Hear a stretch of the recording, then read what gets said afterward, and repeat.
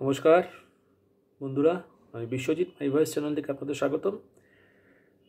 চোরের উপর বাটপাড়ি, হ্যাঁ, এই নিউজটা করার আগে আমার মনে হয় এর থেকে ভালো সম্বোধনার হতেই পারে না।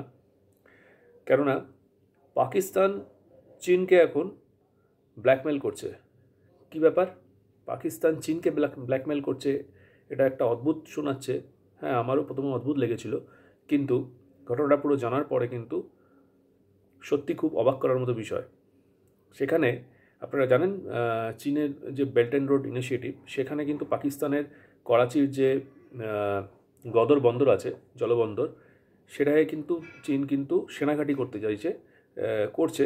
এবং চীনের মধ্যে দিয়ে পাকিস্তানের বিভিন্ন প্রদেশের মধ্যে দিয়ে, চীন থেকে পাকিস্তানের বিভিন্ন প্রদেশের মধ্যে দিয়ে অত্যাধুনিক রাস্তা এবং গদর জলবন্দর যেটা রয়েছে সেটাকে কিন্তু নির্মাণ করা হয়েছে, পুনর্নির্মাণ করা হয়েছে। এবং সেখানে কিন্তু চীন একটা, যেহেতু ভৌগোলিক দিক থেকে পাকিস্তান খানিক একটু সুবিধাজনক ইম্পর্টেন্ট একটা জায়গা, সেহেতু সেখানে তারা সেনাঘাঁটি করতে চাইছে।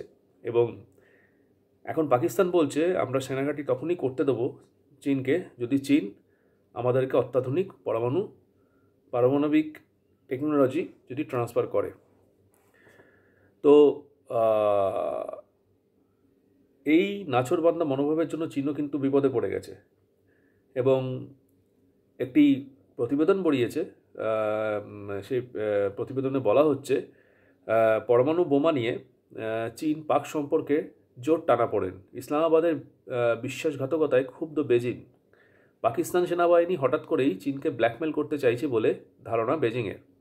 এই তিক্ততার সূচনা হয়েছে পাক সেনার নাছোড় মনোভাবের জন্য। তাদের দাবি, চীনকে তারা তখনই করাচির জলবন্দর সেনা ঘাঁটি বানাতে দেবে যদি চীন পরমাণু প্রকল্পে পাকিস্তানকে সাহায্য করতে রাজি হয়। অর্থাৎ অত্যাধুনিক পারমাণবিক প্রকল্প যদি চীন সাহায্য করে পাকিস্তানকে, তাহলে তারা গদর জলবন্দরে চীনা ঘাঁটি তারা করতে দেবে।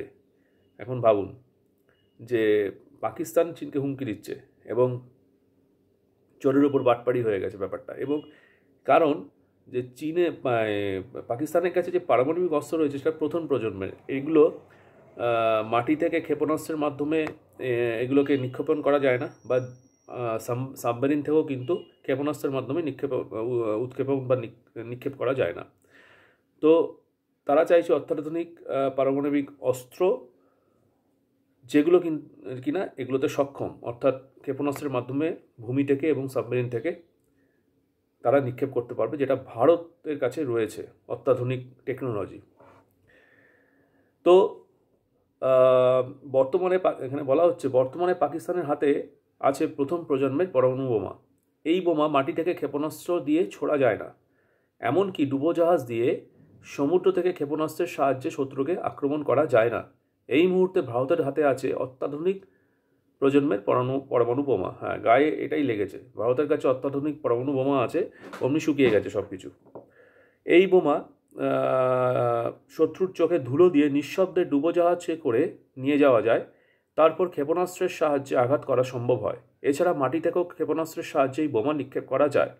পাকিস্তান এখন এই আধুনিক বোমা হাতে পেতে চাইছে, কারণ তাদের আতঙ্ক, ভারতের সঙ্গে পূর্ণাঙ্গ যুদ্ধ শুরু হলে ভারত চাইলে পাকিস্তানের পরমাণু কেন্দ্র ধ্বংস করে দিতে পারবে, কিন্তু ভারতের পরমাণু অস্ত্রের নাগাল পাওয়া কার্যত অসম্ভব।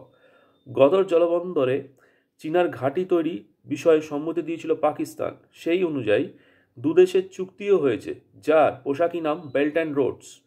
ইতিমধ্যে চীন থেকে পাকিস্তানের বিভিন্ন প্রদেশের উপর দিয়ে করাচির গদর বন্দর পর্যন্ত অত্যাধুনিক রাস্তা নির্মাণ ও গদর বন্দরের আধুনিকীকরণ প্রকল্পে বিপুল অর্থ বিনিয়োগ করেছে চীন। হঠাৎ মাঝপথে বেঁকে বসেছে ইসলামাবাদ। তাদের দাবি, আধুনিক প্রজন্মের পরমাণু বোমা তৈরির প্রযুক্তি, অর্থ সাহায্য ছাড়াও ভারতের সামরিক ক্ষমতার সমকক্ষ হতে হবে পাকিস্তানকে। ইসলামাবাদের যুক্তি, গদর বন্দরে চীন যদি সেনাঘাঁটি তৈরি করে তাহলে ভারতসহ পশ্চিমা দুনিয়ার ব্যাপক প্রতিক্রিয়া হবে এবং যার ধাক্কা লাগতে পারে পাকিস্তানের ওপর। এ কারণেই পাক সেনা চায় নিজের প্রতিরক্ষাকে যতটা সম্ভব শক্তিশালী করতে। অর্থাৎ পাকিস্তান সেনার এই নতুন আবদারে যৎপরোনায় বিরক্ত চীন সরকার।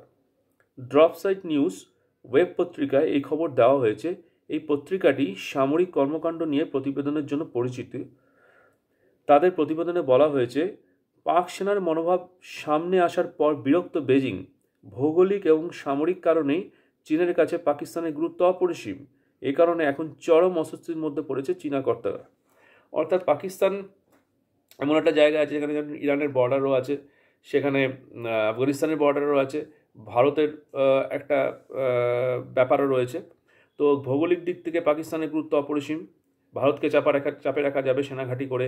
এদিকে ইরানের উপরে বা মধ্যপ্রাচ্যের উপরে বিভিন্ন দেশের উপরে একটা প্রেশার ক্রিয়েট করা যাবে। সেই জন্য অতি চালাকের গলায় দড়ি বলে না, এখন চীন ফেসেছে। এখন তাদেরকে অত্যাধুনিক পারমাণবিক অস্ত্রের টেকনোলজি ট্রান্সফার করতে হবে চীনকে, তবেই চীন সেনাঘাঁটি করতে দেবে।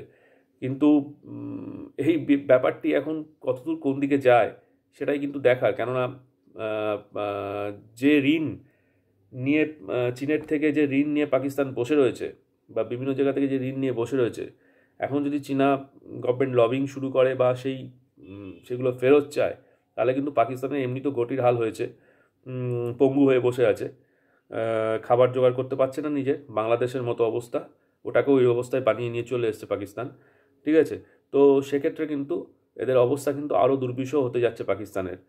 তো সেক্ষেত্রে ভারত যে একটা থ্রেট হয়ে যাচ্ছে তাদের জন্য, যেহেতু ভারত সামরিক শক্তিতে এখন 4 নম্বর এবং অত্যাধুনিক সামরিক অস্ত্র ভারত কিন্তু তাদের অস্ত্র ভাণ্ডারে নিযুক্ত করছে, এটা কিন্তু ইসলামাবাদের পক্ষে বা পাকিস্তানের পক্ষে কিন্তু একটা বড় চিন্তার বিষয়।